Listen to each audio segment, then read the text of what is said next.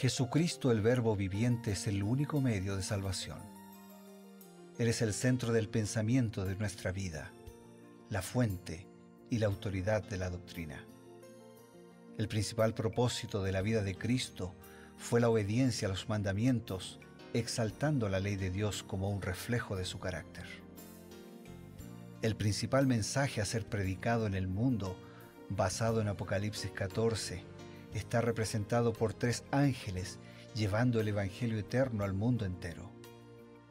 Este mensaje se basa en los encantos inigualables de Cristo y declara que la hora del juicio ha llegado y llama a obedecer los mandamientos de Dios.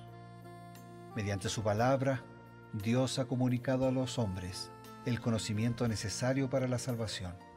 Las Santas Escrituras deben ser aceptadas como dotadas de autoridad absoluta y como revelación infalible de su voluntad.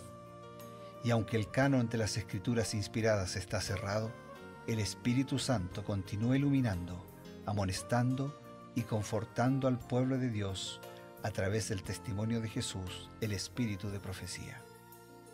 El camino a la vida se traza a través de un camino angosto que debe ser recorrido con confianza a las promesas que Dios dejó a hombres y mujeres fieles que dedicaron sus vidas hasta la muerte por el Evangelio eterno.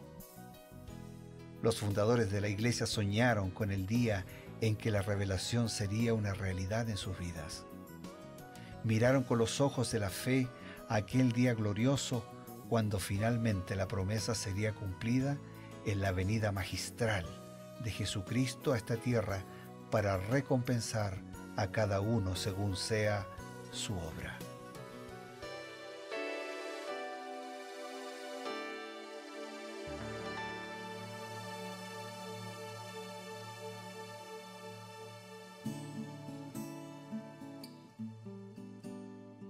Queridos amigos, es una alegría recibirlos aquí en el programa Creed en sus profetas.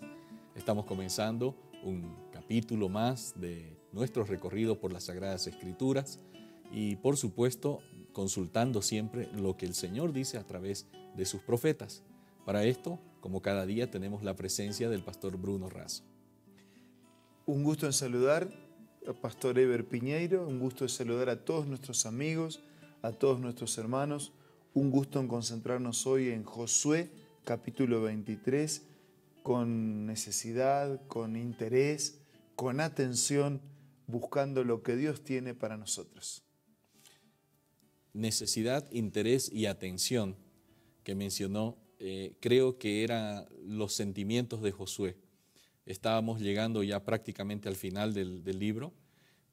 Josué está anciano, han pasado ya varios años de las conquistas. El territorio prácticamente ha sido conquistado y Josué está muy anciano, pero pareciera, al leer el capítulo de las Sagradas Escrituras, que Josué siente una necesidad, da atención a algo, él está sintiendo una preocupación. ¿Qué nos dice el espíritu de profecía, las citas inspiradas, sobre esta preocupación? ¿Cuál era la preocupación de Josué? Voy a leer una declaración de Patriarcas y Profetas, página 499, que dice así: habían pasado algunos años desde que el pueblo se había establecido definitivamente en sus posesiones y ya se podía ver brotar los mismos males que hasta entonces habían atraído castigo sobre Israel. Y al percatarse Josué de que los achaques de la vejez le invadían sigilosamente y que pronto su obra terminaría, se llenó de ansiedad por el futuro de su pueblo. Con interés más que paternal, se dirigió a ellos cuando estuvieron reunidos una vez más alrededor de su anciano jefe. Así que él percibía, ¿no?, que su vigor estaba decayendo, disminuyendo. Sin embargo, su interés en el futuro de su pueblo, de su gente, de su familia, se mantenía intacto. Y con interés más que paternal, se dirigió a ellos cuando estuvieron reunidos una vez más alrededor de ese anciano jefe. Y parece que de manera específica lo que le preocupaba es que, dice la cita que nos leyó, como que estaban ingresando los mismos males que él había combatido y les había dicho, tienen que rehuir de estos males de las naciones paganas, pero como que un brote ahí de idolatría, un brote de pecado en diferentes lugares, en diferentes tribus estaba comenzando a ver, y este anciano, líder de muchos años, no puede bajar al descanso viendo que sus hijos, sus liderados, estaban comenzando un camino descendente hacia el pecado. Exactamente, la preocupación de Josué era esa, era ver que así como él estaba decayendo sus fuerzas físicas, pero no le preocupaba el sentirse más disminuido físicamente. Lo que le preocupaba es que estaban decayendo también las fuerzas espirituales, la práctica fiel de los principios, y como que esa era una película que él ya había visto y que no quería volver a ver en su pueblo. Qué triste, ¿no? Esa condición realmente, que ver que ese pueblo que tanto esfuerzo le había costado al líder primero, de quien él había sido su primer ministro, su ayudante, ¿no? Su brazo derecho, que había visto los sufrimientos de ese primer líder, y que ahora él estaba también experimentando lo mismo. ¿Cómo sería ese grado de frustración que él empezaría y expectativa, ¿no? de decir, bueno, ¿cuál es el futuro de este pueblo? Esa era su preocupación. Por eso hay otra declaración, que es cuando entonces él comienza todavía a hacer su trabajo. Ajá. Y dice, el pueblo en general tardaba mucho en completar la obra de expulsar a los paganos. Las tribus se habían dispersado para ocupar sus posiciones. El ejército había sido disuelto y se miraba como empresa difícil y dudosa el reanudar la guerra. Pero Josué declaró, Jehová vuestro Dios las echará de delante de vosotros, las expulsará de vuestra presencia, y vosotros poseeréis sus tierras, como Jehová vuestro Dios os ha dicho.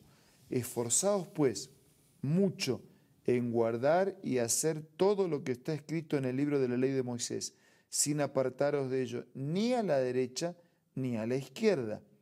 Josué puso al mismo pueblo como testigo de que siempre que ellos habían cumplido con las condiciones, Dios había cumplido fielmente las promesas que los hiciera. Reconoced pues con todo vuestro corazón y con toda vuestra alma que no ha faltado ni una sola de todas las bendiciones que Jehová vuestro Dios os había dicho. Les dijo, les declaró además que así como el Señor había cumplido sus promesas, así cumpliría sus amenazas. Es interesante que la Biblia dice, ¿no?, que Dios es rápido para perdonar, o sea, la misericordia de Dios es amplia. Pero y lento para enojarse. Y es lento para enojarse, lento para la ira. Ahora, hay un asunto así que solo es explicable a la luz de la esencia de Dios, que es el amor. Cuando el Señor establecía condiciones, y eso es lo que Caleb les está recordando. Josué está recordando, y eso es lo que yo quiero que nosotros recordemos, porque es una lección muy importante. Josué les está recordando, todas las promesas de Dios se cumplen. Cuando el pueblo cumple sus condiciones, el Señor no falta a ninguna de sus promesas. ¿Está bien? Ahora, por el otro lado, a las promesas hay advertencias. Y no siempre todas las advertencias se cumplen. A ver, no, calma, no se enojen, vamos por partes. O sea, el Señor prometía y lo que prometía lo cumplía. Claro. Ahora, cuando Él establecía una amenaza de juicio, la intencionalidad de Él era advertir para que la gente, aceptando su mensaje y arrepentida, no recibiera la consecuencia. Por ejemplo, uno de los libros así más categóricos de la Biblia para explicarnos esto es el libro de Jonás. Sí. Cuando el Señor le pide a Jonás que vaya a Nínive, una ciudad llena de horror, de maldad, de violencia, Dios le dijo que el juicio iba a caer sobre esa ciudad. Pero si las personas se arrepentían, ese juicio no caía. Entonces, Señor, las advertencias, Dios modifica su advertencia si aceptándolo a Él evitamos ese juicio de condenación. Pero nunca modifica el cumplimiento de su promesa cuando cumplimos las condiciones para recibirla. Cuando Dios hace tanto promesas como, amenazas de juicio, ¿por qué hay un sí condicional? ¿Por qué es condicional? ¿Por qué Dios no puede decir, mira, te voy a bendecir incondicionalmente? ¿Hay algo detrás que el Señor quiere enseñarnos? Es muy buena esa pregunta, porque la bendición mayor de Dios es incorporar a nuestra vida ese mensaje que Dios quiere que incorpore. Claro. Por eso lo tengo que vivir, si no me pierdo la bendición. Por ejemplo, respetar el cuarto mandamiento, dedicando a Dios el día sábado, es una bendición para mí. Dios quiere bendecirme a través de ese respeto que yo tengo para con Él. Pero si yo no le dedico ese día a Dios, me pierdo la bendición. Entonces, esa condicionalidad está dada no porque Dios sea un Dios arbitrario, sino porque yo necesito vivir ese mensaje y ese es el inicio y la esencia de la bendición. Y cuando yo acepto ese plan, soy beneficiado, es mi propio bienestar y eso glorifica, alegra a Dios. En todo caso, entonces, pastor y queridos amigos, lo que Dios siempre quiere de nosotros es lo mejor. Y si algo nos pide es porque sabe que al final va a redundar en nuestro propio beneficio. Qué bendición es pensar en esto y recibir estos consejos.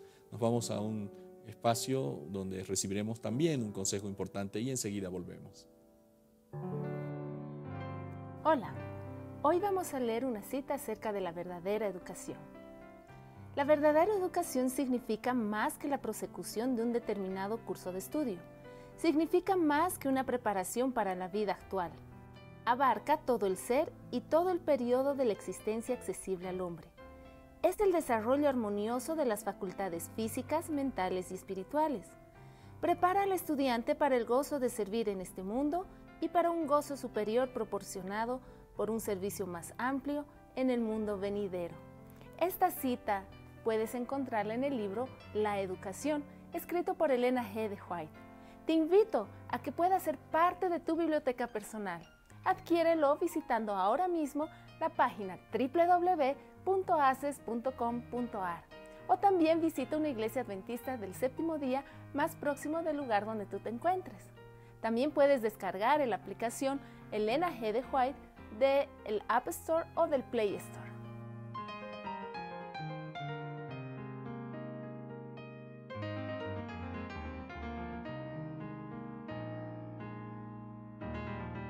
Gracias amigos por estar con nosotros. Vamos a recibir un corto mensaje ya finalizando nuestro programa y pedir la bendición del Creador. Yo diría así de manera simple, si usted entiende la promesa de Dios, cumpla las condiciones y recibirá la bendición. Y si usted no entiende, de todas maneras, acepte la promesa de Dios, incorpórela a su vida y va a recibir las bendiciones.